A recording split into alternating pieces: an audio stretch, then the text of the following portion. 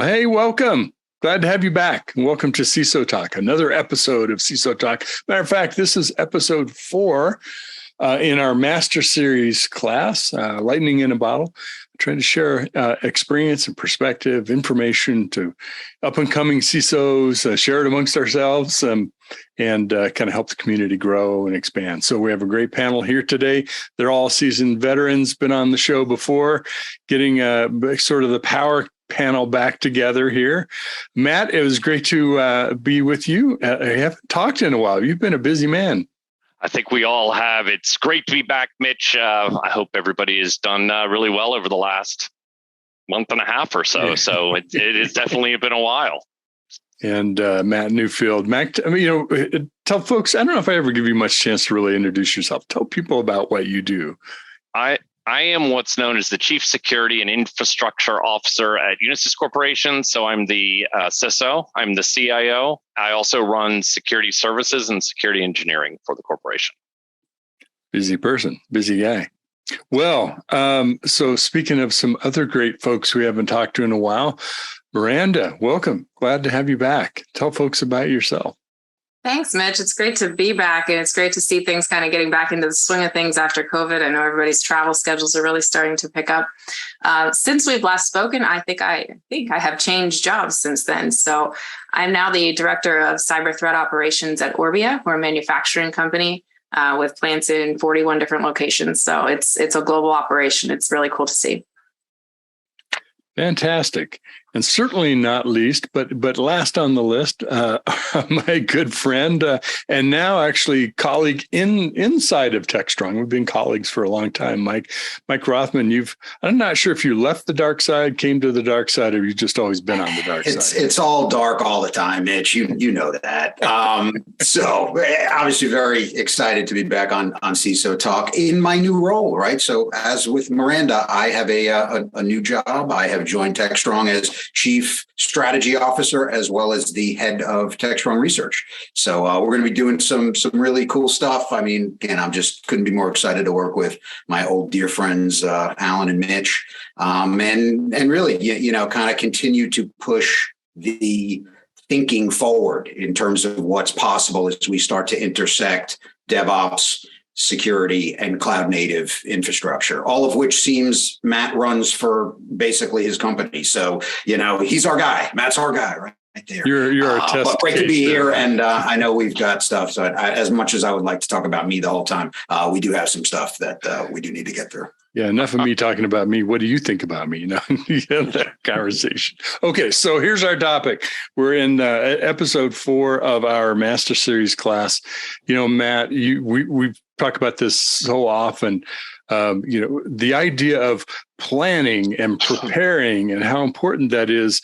But on the other hand, recognizing that I like to say, as soon as you hit save on any plan, it's already out of date, right? So because we live in this changing world. And when it comes to preparedness for cyber attacks, threat response, strategies for how we manage that on an ongoing basis and don't become complacent. Like, I've got a plan, we practiced it, good, let's move on to the next thing.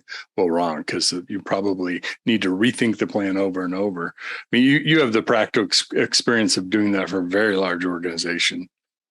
Yeah, look, this to me, of everything we talk about, is one of the topics that surprises me the most when I'm out in market.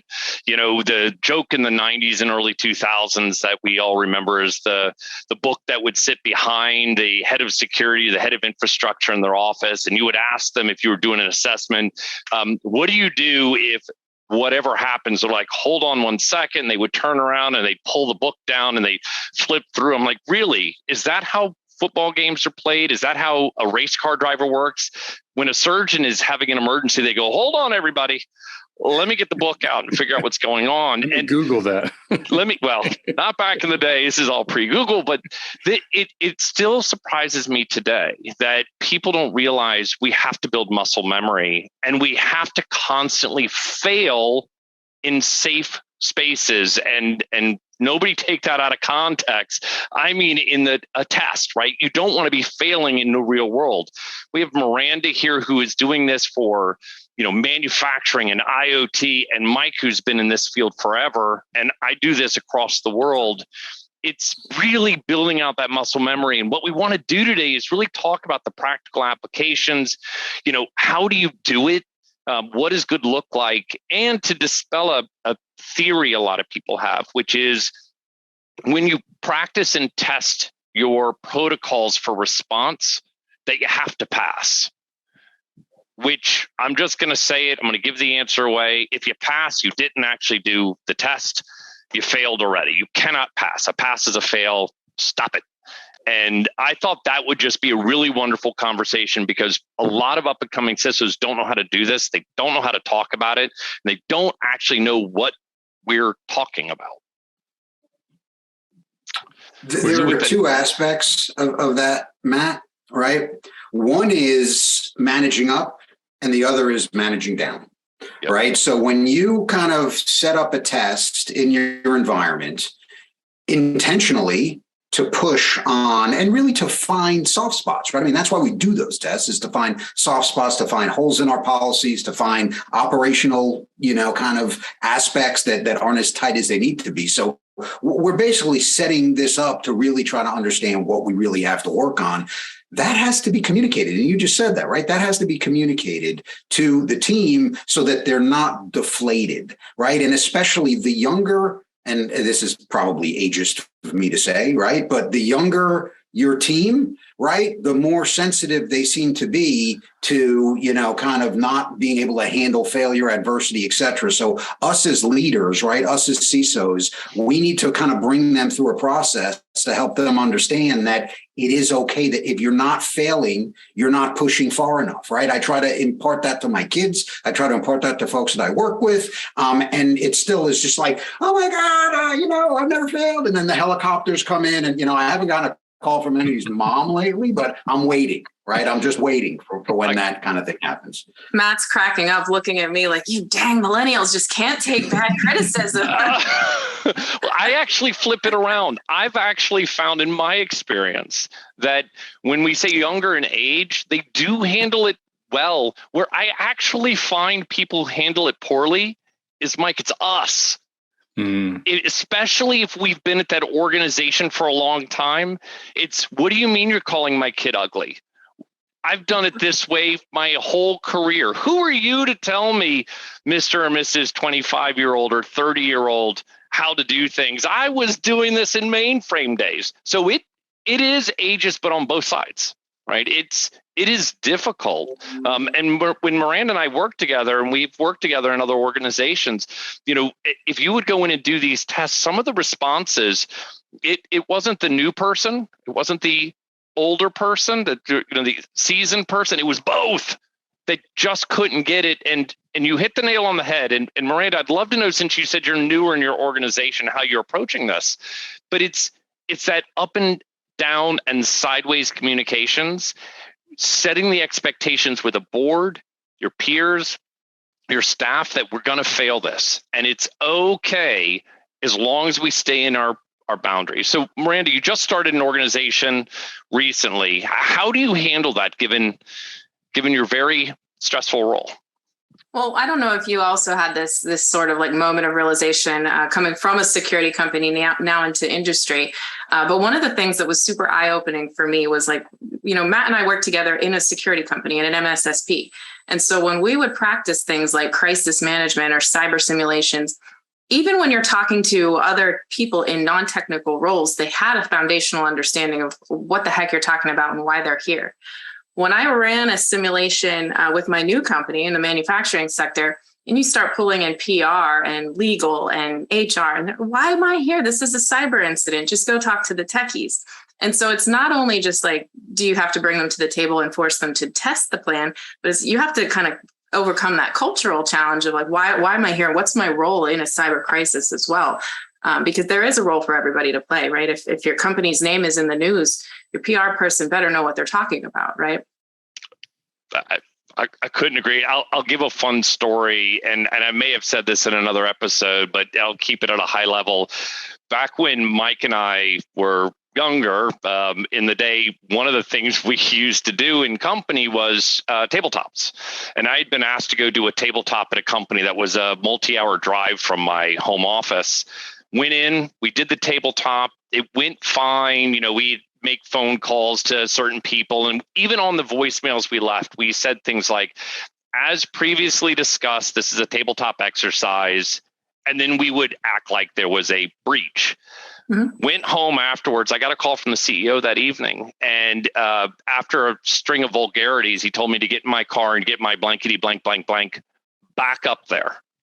And, as a younger engineer, you sit there and you're driving and there are no cell phones and you're like, I wonder what I did. It was a tabletop exercise. Pull in, a lot of cars at this building. I go in, lights are on, their boardroom is filled with people. And I walk in, they're like, it's about time. He did a press release on a breach because of your tabletop. And I was like, whoa. Who's he? And that's the head of PR. And he goes, yeah, you left me a voicemail. I'm like, the one that said, and I read it out. He goes, well, I wasn't really listening. I just heard the end and I did a press release. And the CEO is like, well, what should we do? And I'm like, well, fire him, because not only did he not listen to the voicemail, but he broke the protocols we had developed because he had no muscle memory. He had never done it before. And then we had to figure out how to claw back a press release in the age of print. And one thing you're trying to avoid, right? So that's it goes both ways. Horror stories that I've heard.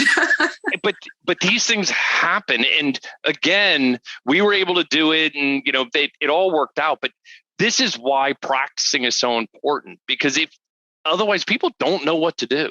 I mean, in the heat of the moment, in the heat of a crisis, when Miranda hires a red team or a purple team exercise, people think they know, but you don't. And it doesn't matter what analogy you use. You could pull down, a sports analogy. You could pull down a race car analogy. You could pull down a chef analogy. If you're sitting on the line in a restaurant trying to cook meals on a Friday night and, the beef stroganoff comes in, you're like, hold on, everybody.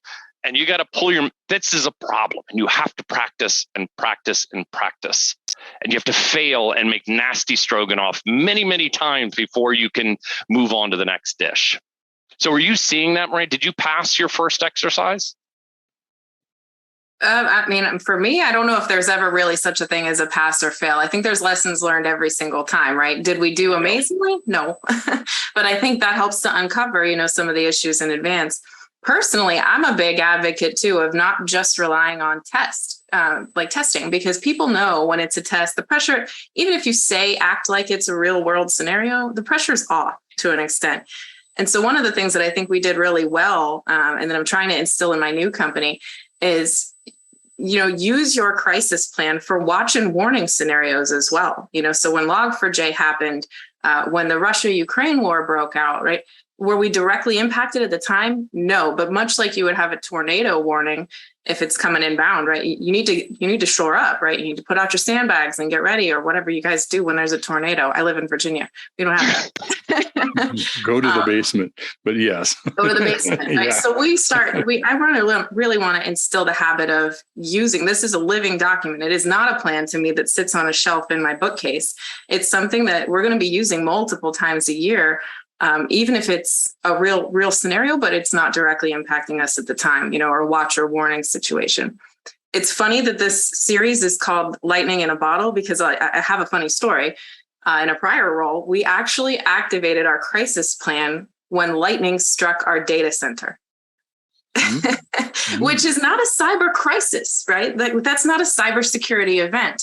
But we were so in the habit, we had that muscle memory that we knew exactly who to call, what cadence to establish, how to define what constitutes a crisis. So it was muscle memory, and that, even if it's not directly a cyber impact, you can use the plan for multiple things, right? So getting back to the idea of plan and the plan, let me kind of poke at something that Matt had, kind of started off with, which was how old school it felt to actually pull out the book and start thumbing through the book, right? And doing that kind of stuff. But I want to highlight the importance of documentation of a lot of these things for a lot of reasons, right? And one is you're going to have people that join the team.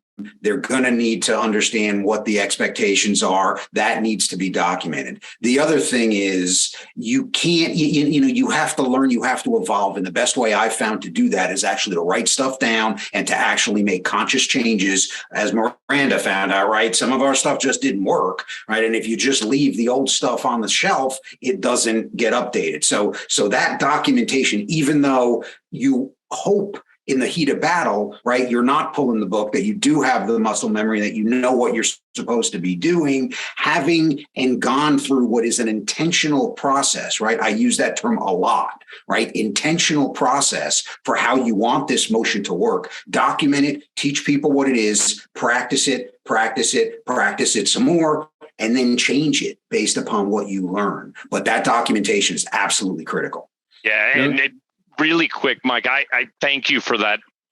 By no means was I saying don't write it down. You can't audit what you don't have documented, and you can't audit that which is not written down. You have to have it there. But if the only time you look at it is when lightning strikes your data center, right, you're going to have a problem, right? That's really my point. I think the modern... Let's talk one more thing, Mitch, before we kind of go ahead, dive into that. Because I've been talking to just a lot of people right now, and I'm sure like the two of you have staff resource allocation problems, right? Kind of not enough people, all that other stuff. And what we're sitting here talking about is documenting and working and practicing and doing that. And how do we find the time, right? How do we find the time when, somebody's work queue is overloaded with all the, kind of active cases they have to deal with, when you have, work that happens in terms of upgrades and all these other things that we have to do to keep our controls, most current. Again, we can talk about it here from our pseudo ivory tower, right? But in the world, right, folks have to figure out, how can I carve out this time in order to do what I know I need to do, but it feels really hard to do when, folks are working at the red line anyway. I was thinking the modern parlance for this would be run book. Is what we would call, documentation. This is very much a continuous improvement process, because as you go through each time that you do it, right, you're looking at what went well, what didn't go well, what do we need to improve? And sometimes that means not just your skills and muscle memory. It's, this is kind of getting out of date, this process that we have. We need to modernize this part of it. Or the organization's changed, the structure, whatever it might be. We've changed systems. We need to plan for some obsolescence and some learning and an improvement. I think the hardest place to be in isn't writing the first one. I had a situation where I took over an IT organization, CIO, and the response plan was like 8 years old, and it was still talking about calling trees. I felt like I was on a prayer line, And so this person calls this person. This guy was like, "Oh my God, we're playing telephone in our response plan," and it was just start over. We couldn't modernize. Yeah, there's some good stuff in there, but I think that's the tough spot. Is like, you're so far off. Let's just reset and get back right. But I think that encompasses also what Mike is saying, right? The problem I think we run into, and even with the current staffing crisis that we hear about, it's not really current. We've been talking about the shortage of IT and security staff for a very long time, right? I mean, this isn't a new problem. It is a difficult thing. So you go into a new organization, Miranda realizes, I've got to write all of this new material. Then I have to train all this new material, or I have to, and Mike has to. You just started, Mike. I'm assuming you're going to want to redo things as you come into that organization. If we are pushing all of that work effort down to our staff without giving them relief in some way, that's a problem. And I think it ties to the question you started with, which is being able to have the conversation up and side first, getting your CFO or whomever runs your financial part of your organization to truly understand the importance.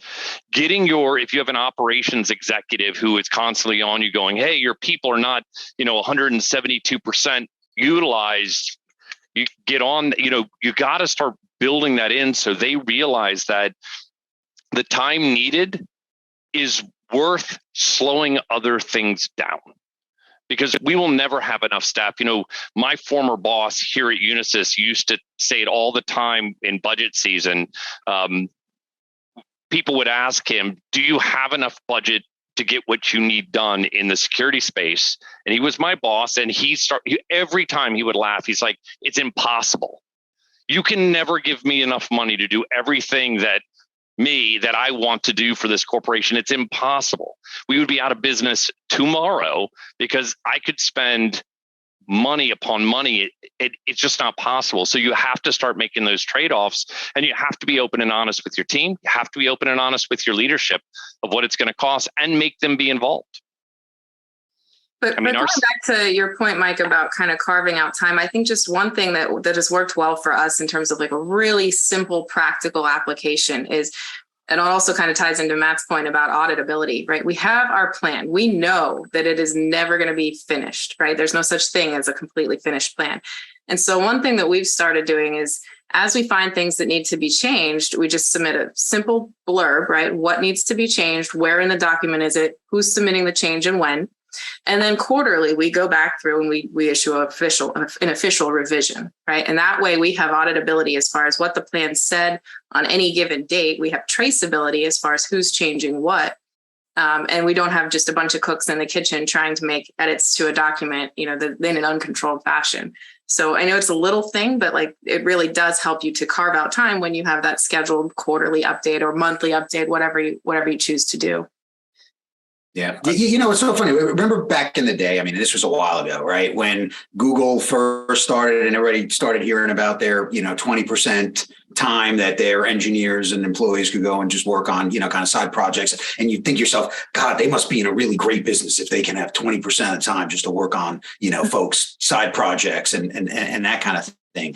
But when you think about, kind of managing your work as a leader in this space, you have to think that way, because whether it's a strategic project, whether it's updating the policy documents, whether it's, going to class to make sure that your folks feel like they're being invested in them as practitioners and them as people. If you've got folks scheduled out for 100%, if not more, the numbers just don't work. Right. So and then it gets back to the managing of expectations. And I know we keep getting back to the same thing, but a lot of people show up and say, oh, I want to be a CISO. And then they realize, oh, my God, I'm not like security anymore. Right. I'm just talking to folks and I'm writing stuff down and I'm sitting in meetings and I'm going to do site visits in some friggin' manufacturing place in Eastern Europe. And, I didn't think this was what I signed up for. Right. And that's the job. Right. Which was what was so interesting when I first introduced Pragmatic CSO in 2007, because it was the first time somebody says, wait, there's a game and I'm supposed to be playing it.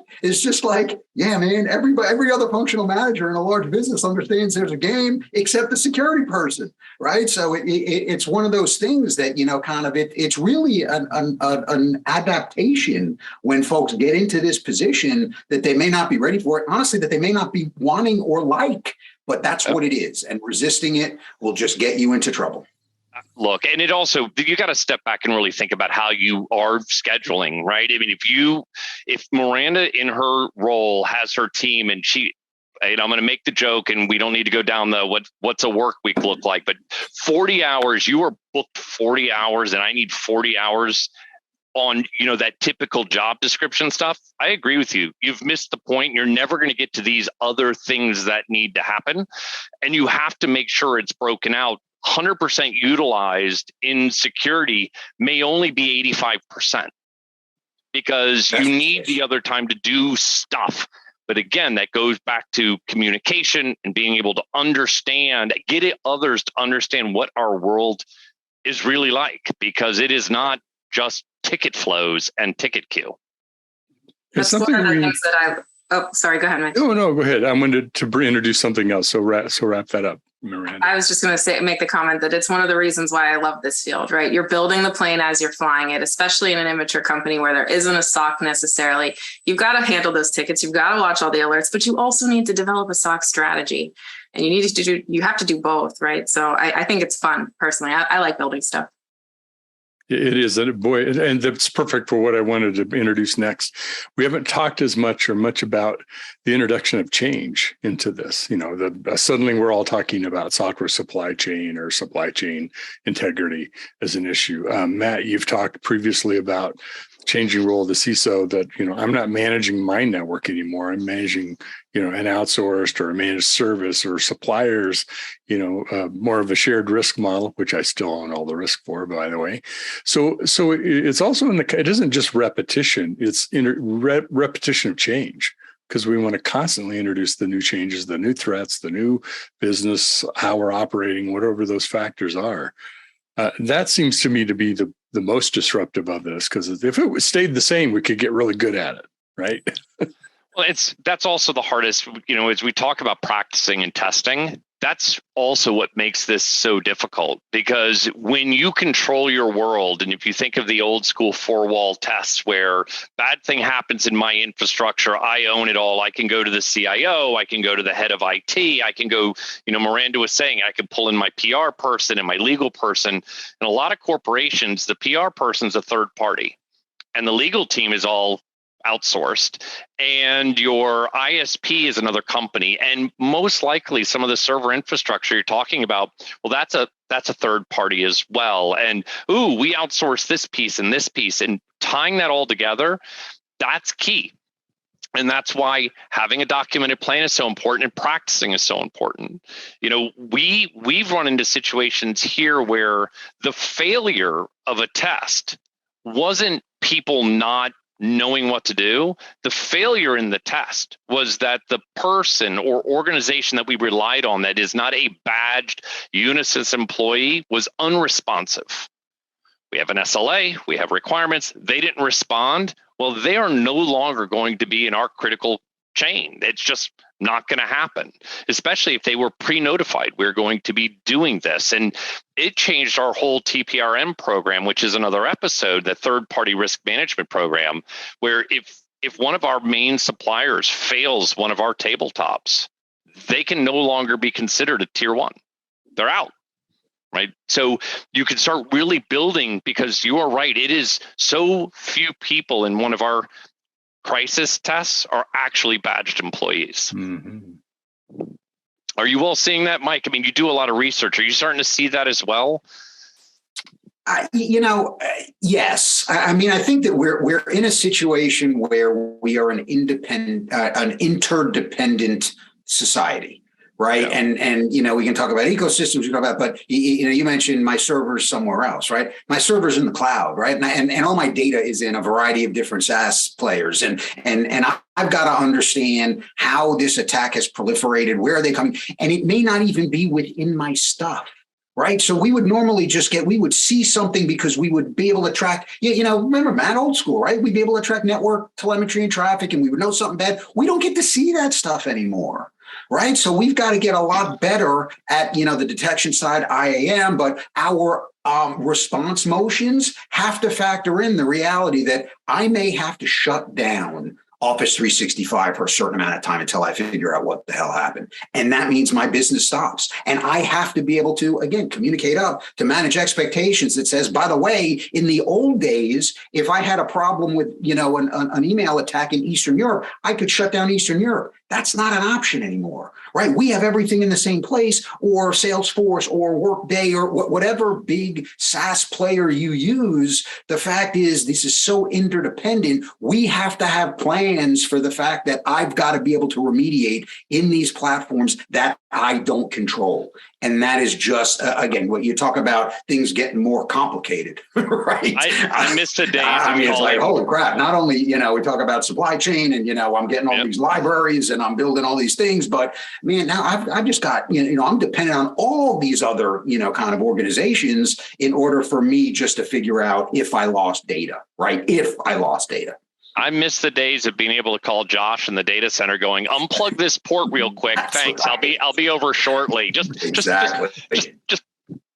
pull it out real quick. And I know that segment's offline now. You can't do it anymore. You're right. It's the way VMs work, the way the virtualized environment works, getting something off of a network is not easy. I mean, there's no blinky buttons, no blinky flashy lights to say that there isn't. And that's kind of that's why one of the things I kind of counsel folks to do is, I mean, not literally, right, but proverbially burn up your plan every year. And if you were to start from scratch, what would it look like? Because I'll tell you, if you're 90% cloud, the plan you built 6 years ago, when most of your stuff was on-prem, I mean, that's a case where you probably do have to burn it up because your motions are just totally different. And it's a good exercise, right, for the leader of the security team to go, if I could zero this thing out and I didn't have, installed base and constraints and budget, what would this thing look like? And then you can start to pick from those things and say, how can I start to get there? And that starts to develop your strategic roadmap. But without, being able to do that, you just do more of what you've always done, even though the underlying infrastructure has totally shifted under our feet. And in a lot of cases, you're so busy, you don't even see it. So that, to me, that's a very, productive exercise, or whatever it is, right? September, or whenever your fiscal year ends, whatever, when your budgeting process starts, I don't care, right? But at least once a year, go back in there and zero it out and just say, listen, what would we do if we could just start over again? Well, you bring up a really good point, Mike, but in that same vein, I think people are starting, the industry is coming around to accepting the fact that your incident response plan needs to be updated annually. You need to test it annually. But they often so focus on the response element. Like, are you also testing how capable you are of actually detecting something in the first place? And this is one of the things that I would do, coming from an MSSP. Anytime a client told me that they had a pen test or they did a red team exercise, I wanted to go back and see what percentage of the kill chain did my team actually detect. And if there were things that were missing, we only can alert on what we see. So if there's elements of the tech stack that we don't have visibility into, we're not going to alert on it. And I think that's often a thing that people miss. We actually went back and did an exercise recently mapping our tech stack to the MITRE ATT&CK framework, right? And we went through each TTP and said, could we detect this with the technology and the infrastructure that we have today? Yes, no. And we developed a heat map over time and said we could probably detect 60% of this or 20% of this. And here's our weak spots. That can help spur additional investment too, in terms of you got to build out the tool set that you're using in order to start on this in the first place, right? I got to tell you, because I love what you're doing. I couldn't agree with it more. And now you can focus. So you go through, instead of you running tests, because you said it at the beginning, Miranda, and I loved it. It's not always about the test. But so now, instead of you running a test on an area you only see 10% on, why bother? You didn't need to be tested for that failure. If your team goes, we would see 100% of the time or 96%, you can start focusing these things, because now you can prove to yourself, yes, everything is really working, especially if you're using third parties. But doing a map to MITRE, whatever framework you like, I love doing that. As long as you get that validation, at least third party. I've tried that in organizations and they're like, we see everything. And you're like, really? So, and can we all just take a second and be thankful for the fact that a couple of years ago we got the MITRE ATT&CK framework, right? Because what that did is that allowed us to standardize our vernacular for what these TTPs look like.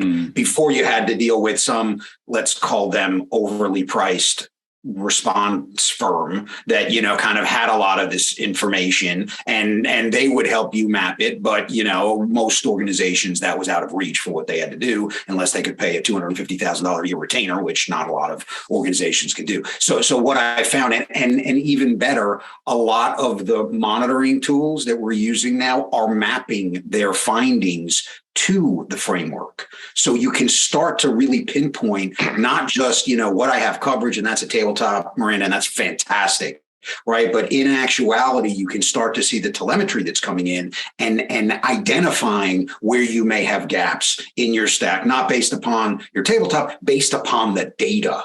Right. And that just, it really changes everything from the standpoint of helping folks understand how many different ways you can get hurt, where before it was really only the experts, right? Kind of the lean forward folks, the folks that really understood enterprise security. And now this kind of tool is accessible for all. And that's really just a huge gift to our community. Most of them, albeit, don't understand what that means and don't understand how to use it, but at least it's out there and it's something that, again, we can start evangelizing, and the whole industry has been, with the fact of how powerful that is. Now they've got one for containers.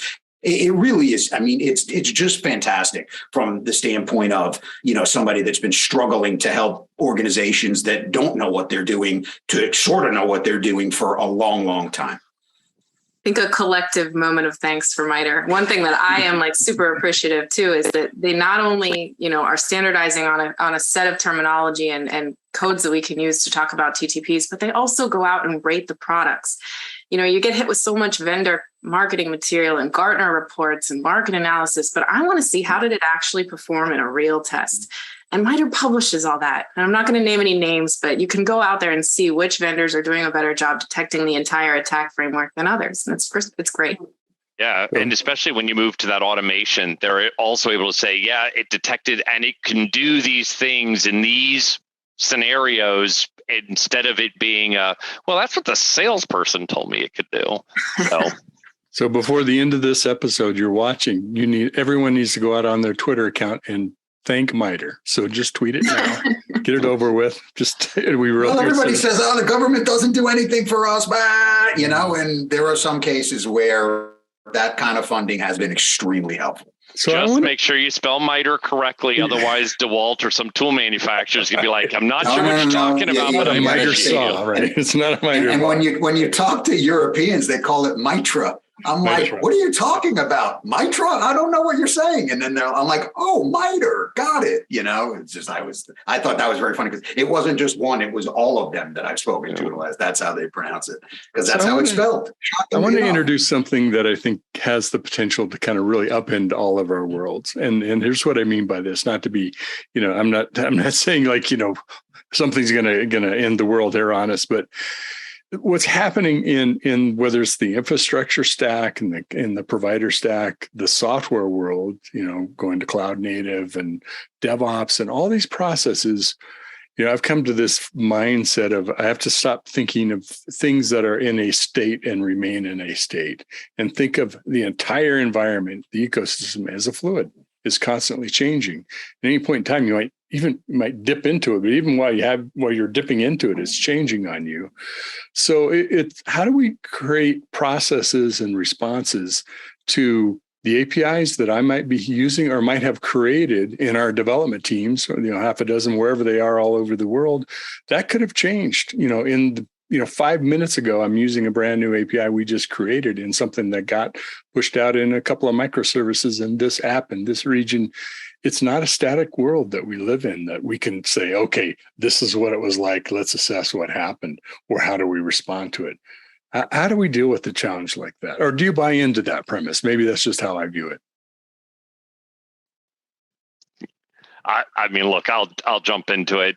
This is where having it. Look, this is the core of the company that you all are a part of. This is, for what you're saying, this is why SDLC is so important to me, right? That documented flow so that you can have a way to go back and figure out what's where. I mean, Miranda talked at the beginning of this about Log4j. I mean, that alone should have been a wake-up call for every single organization on the planet. I can't tell you how many times when we were doing our analysis, we would go through and we'd be on the phone with major vendors like, we're not susceptible. We don't use that. And my team was like, really? Because we ran these tests and we got into the system. How are you not? And they'd hang up. They call us back. They're like, yeah, whoops, we do have that thing that's sitting here, but you don't need it. So we're going to remove it in a patch that's going to come out in 4 months. And, that to me is about really having a software development lifecycle, having books that come out of that SDLC that go into your IR plan, because for us, we've tied that all together. If we have an incident, we're able to go and look and see in our documentation before we start just running mass scans against, some piece of code and, spending the money on a, vendor A or a vendor B to go look or use licenses. I can now look inside of these books that we get out of it. It becomes very powerful. But to your point, it is important because you could launch something today, think it's the greatest thing in the world, and tomorrow some Minecraft gamer breaks into it. I'm not trying to give a I think you Log4j have to reference, expect but that's going to happen. of course. I think you have to expect that's going to happen.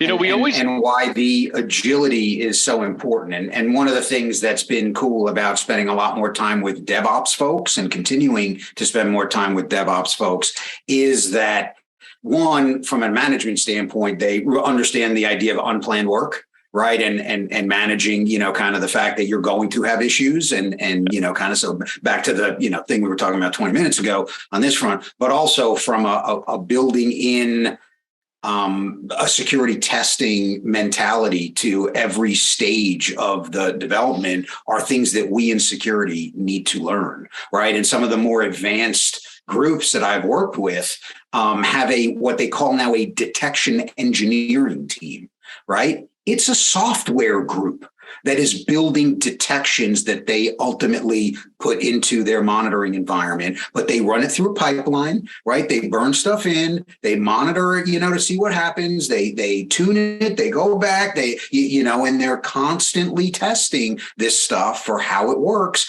And it is a software discipline. And again, when you talk about talking to some folks that don't know what they stepped into, it's just like, oh, wait. So I'm not managing the firewalls anymore. I actually have to spend all this time with these other people. Oh, and I've got to manage software people too, because I've got a bunch of folks that are scripting out things in my infrastructure. And now I got to understand all that stuff. So the skills constantly evolve for senior security folks. And it gets back to, we talked about the importance of investing in our people and sending them off to training and carving out time and protecting time for that. It applies the same to us, right? If we're not starting to learn about some of these motions, if we're not working with our, dev teams and the CTO group, as they're starting to, migrate to, these types of agile, infrastructure environments, how are we going to protect it, right? How are we going to protect it? I think the thing I get out of this that I think the audience needs to grasp is, for a lot of organizations, the thought of having your CTO, your head of engineering, as part of your corporate crisis, as part of your incident response program, is not even in the realm of what are you talking about. And I think, Mitch, what you've brought out, and I think it's a really good point, is they must be. They must be, because if you don't have the books, if you don't have an SBOM, a software bill of materials, if you don't have a program around that, you're not that different from most organizations on the planet. I mean, most organizations couldn't spell SBOM, let alone have an SBOM that's worth its weight in anything. So you have to have the people who are responsible for that tied in, so you could be working with them on a regular basis. Because, I mean, let's be honest, coding, if you do a lot of your own coding in your organization for your own products and your own stuff, well, there's where most of your issues are going to be. Well, we're coming up on, we've really spent a lot of time together on this. We should divide this into the 4.1 episode, 4.2, so we can continue this more. How about just wrap up with a parting thought? I know we've really emphasized the documentation and the process and building the muscle memory. Mike, you want to, anything you'd like to also get out there that maybe hasn't been said yet?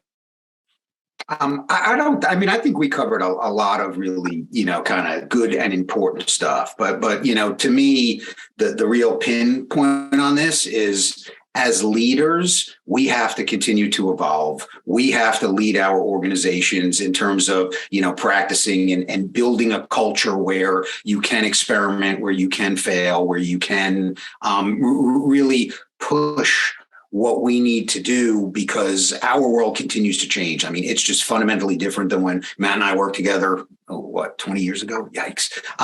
Maybe longer. And it's different than it was 15, 10, 5, and it'll be different 2 years from now based on how quickly things are working. So if we don't have that mentality and we're not bringing that to the leadership of our security group, it's just not going to work. I mean, it's just not going to work. Miranda. Yeah, I think that's a very good point. And I think the other thing that I would add to it is, just when you're considering how to test your plan, you need to think of off the wall scenarios, right? Not just tabletop exercises, red team exercises where it's maybe unknown or unplanned. or, those kind of watch and warning scenarios that mimic real world or that are in fact real world scenarios. So I think you just have to hit the testing from multiple different angles. Otherwise, and going back to our other comment about testing response and testing detection, right? Your testing plan needs to be more than just an annual exercise that you go to. It's not a fire drill. It's something that like you said, you have to develop the muscle memory. Okay, Matt, bring it home and I'll wrap it up for us. No problem. So one of the things we say a lot in CISO talks, and I say a lot out there is, as you're hearing this, you may be thinking to yourself, well, I don't have that plan. I've never done a tabletop. I've never thought to map something to, I have no clue how to do all that. And what I would say to those that are listening to this that may not have really an understanding of where to begin, don't start with a blank piece of paper. There's enough material on the internet, and there are enough of us in industry that want to help, right? It is not rocket science, and it's not something you should do as an individual sport. Let us help you. Even if you don't have budget to hire a big consulting firm, you don't have the money to go out and buy all of this stuff. There are plenty of groups within your region, within your industry that you can utilize to help you get going. Because again, this is a team sport, and no matter what company you work for, we're all on the same side of this, right? We are protecting ourselves from an adversary or group of adversaries. So, reach out to us. We can be found all over the place, on social media. Reach out to others in industry and don't start from scratch. Awesome. I think those are all fantastic points. Because our cherry on the top, I'll add to this is, this dynamic nature of our environment, I think we need to start thinking about continuous response, not incident response. It's much easier to grab onto something that's in motion and execute the things that need to now happen in addition to what's already happening, as opposed to firing up the old generators, and kind of getting the flywheel going to get this up, because things are happening that quickly. So if we have this built into our processes, if we have the response built into the flow, the workflows that are happening, whether it's across the software organization, it's across the dynamic infrastructure that's also software, or processes themselves, we can respond much more accurately and quickly, frankly, and adjust to what's happening in the moment. So I think that's the world we already are in, and we're figuring out how to adopt to. So consider that as you're updating or writing or starting your incident or your continuous response plan. So great. Thanks, Matt, co-hosting here today. Of course, we're great to have you back again, Miranda Ritchie. And hopefully we won't have quite as long a gap to get you back on the show. I know you've been busy with starting this new job, and we're very happy for you. And Mr. Rothman, great to be working with you and talking DevOps and cloud native and cybersecurity. And, it's just mind expanding. So thank you to your audience. We have another episode in our masterclass series coming up. So please tune in, and thank you for watching. Take care, everybody. Bye-bye.